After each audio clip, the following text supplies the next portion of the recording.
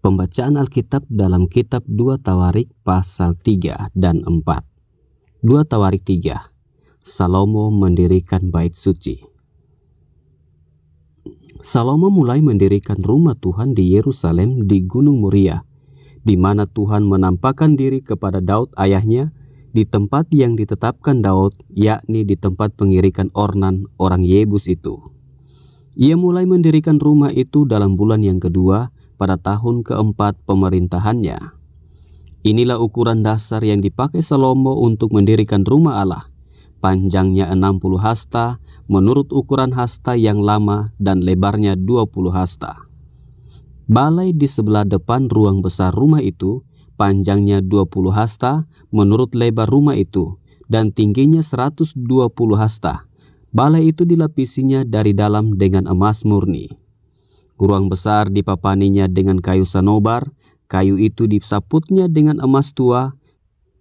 Ruang itu dilapisinya juga dengan batu permata yang mahal-mahal sebagai perhiasan, sedang emasnya emas parwaim. Demikianlah ruang itu, balok-baloknya, ambang-ambangnya, dinding-dindingnya, dan pintu-pintunya disaputnya dengan emas, dan pada dinding-dindingnya diukirkannya kerup. Kemudian ia membuat ruang maha kudus, panjangnya 20 hasta menurut lebar rumah itu, dan lebarnya 20 hasta juga.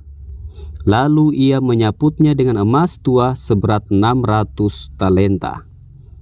Berat paku-paku 50 sikal emas, juga kamar-kamar atas disaputnya dengan emas. Ia membuat 2 kerup berupa pahatan di ruang maha kudus dan melapisinya dengan emas. Sayap kerup-kerup itu seluruhnya 20 hasta panjangnya. Sayap yang sebelah kerup yang satu 5 hasta panjangnya dan menyentuh dinding ruang. Sedang sayapnya yang sebelah lagi juga 5 hasta panjangnya dan menyentuh sayap kerup yang lain. Begitu pula sayap kerup yang lain itu, 5 hasta panjangnya dan menyentuh dinding ruang.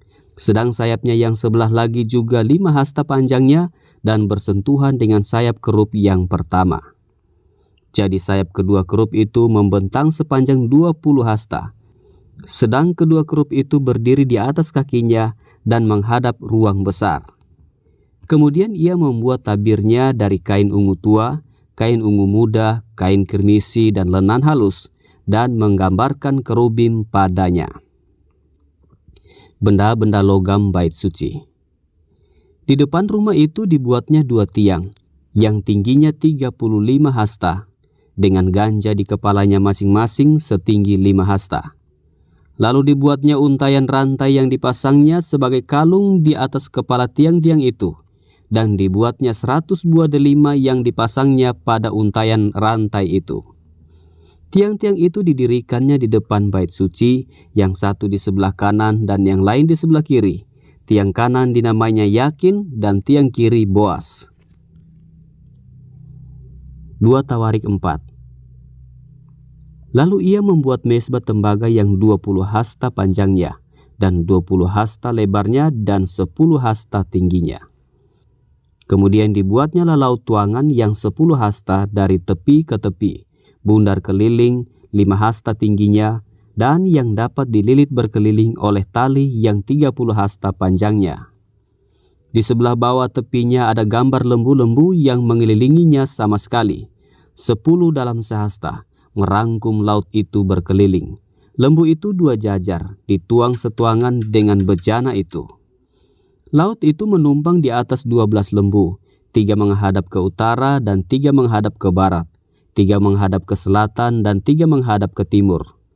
Laut itu menumpang di atasnya, sedang segala buntut lembu itu menuju ke dalam.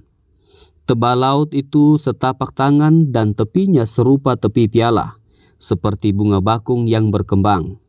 Laut itu dapat memuat 3.000 bat air.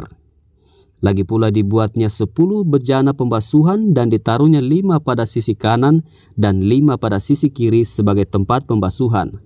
Di situ orang membasuh apa yang diperlukan untuk korban bakaran, sedang laut itu adalah untuk para imam sebagai tempat membasuh. Ia membuat 10 kandil emas sesuai dengan rancangannya dan menaruhnya di dalam bait suci, 5 di sebelah kanan dan 5 di sebelah kiri. Selanjutnya ia membuat 10 meja dan menempatkannya di dalam bait suci, 5 di sebelah kanan dan 5 di sebelah kiri. Ia membuat pula 100 bokor penyiraman dari emas. Ia membuat juga pelataran para imam, halaman besar, dan pintu-pintu halaman itu. Pintu-pintu itu dilapisinya dengan tembaga. Laut itu ditaruhnya pada sisi kanan, arah tenggara. Dan Huram membuat juga kuali-kuali, penyodok-penyodok, dan bokor-bokor penyiraman.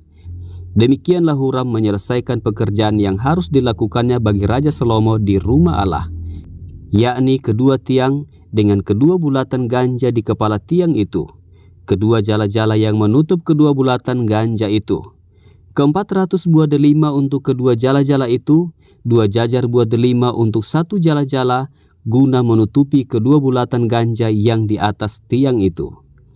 Juga telah dibuatnya kereta-kereta penopang dan bejana-bejana pembasuhan yang di atas kereta-kereta itu. Laut yang satu itu dan ke-12 lembu di bawahnya.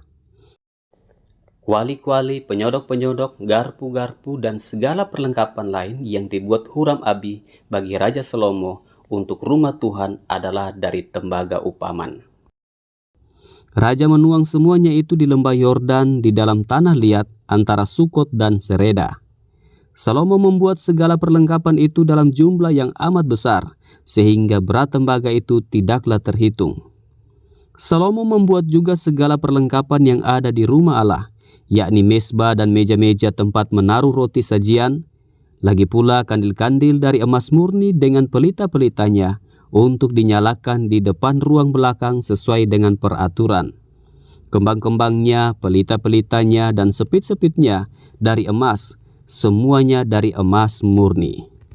Pisau-pisaunya, bokor-bokor penyiraman, cawan-cawannya, dan perbaraan-perbaraannya dari emas murni.